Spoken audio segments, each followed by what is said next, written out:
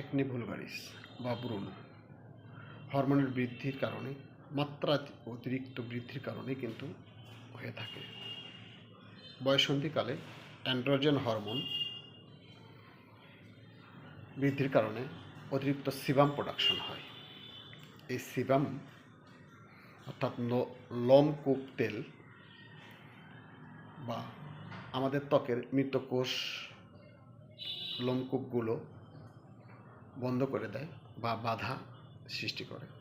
এই বাধা কিন্তু একটা পরিবেশ সৃষ্টি করে, যে পরিবেশে সেখানে ব্যাকটেরিয়া সংক্রমণ হয়, প্রদাহ বা ইনফ্লামেশন হয় এবং আস্তে আস্তে সেটা সংক্রামিত হয়ে থাকে। তখনই কিন্তু সেটা ব্রণ হিসেবে প্রকাশ পেয়ে থাকে। সাধারণত অ্যান্ড্রোজেন হরমোন ছাড়াও টেস্টোস্টেরন হরমোন, ডিহাইড্রো এপিঅ্যান্ডোস্টেরিন হরমোন, অনেক সময় জেনেটিক উপাদান এবং ব্যাকটেরিয়া স্টেফাইলোকক্কাস অরিয়াস এর জন্য দায়ী।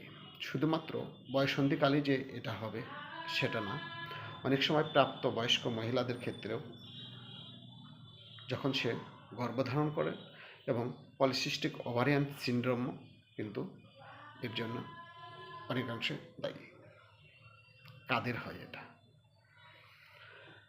যারা অতিরিক্ত মানসিক দুশ্চিন্তায় ভোগে, মেন্টাল ডিসঅর্ডারে ভোগে, ঘুম কম পারে, পানি কম খায়, অস্বাভাবিক অনিয়ন্ত্রিত জীবনযাপন করে, তৈলাক্ত ভাজা পোড়া বেশি সেবন করে, বেশি খায়, মাত্রাতিরিক্ত ঘুমালে বা খাবার খেলে, কোষ্ঠকাঠিন্য হইলে তাদের ক্ষেত্রে কিন্তু এই ব্রণ হওয়ার সম্ভাবনা সবচাইতে বেশি থাকে। হোমিওপ্যাথিতে এর কিন্তু চমৎকার মেডিসিন রয়েছে। সাধারণতভাবে kali bromide, sepia, natrum mur, psorinum, sulphur, belladonna, acid nitric, bacillinum, syphilinum, merc sol, hepar sulph, calcarea sulph আরও অনেক মেডিসিন ব্যবহৃত হয়ে থাকে। আমি আমার প্র্যাকটিস লাইফে স্কুল কলেজে পড়ুয়া ছেলে মেয়ে এবং অনেক প্রাপ্তবয়স্ক মহিলাদের এই একনি কেস নিয়ে আসা অনেক পেশেন্ট সারিয়েছি, যারা আজ সম্পূর্ণ সুস্থ।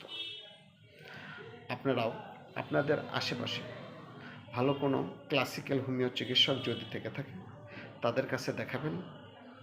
সঠিক কেস টেকিংয়ের মাধ্যমে একটি মাত্র ওষুধ নির্বাচন করে ওষুধটা সেবন করবেন।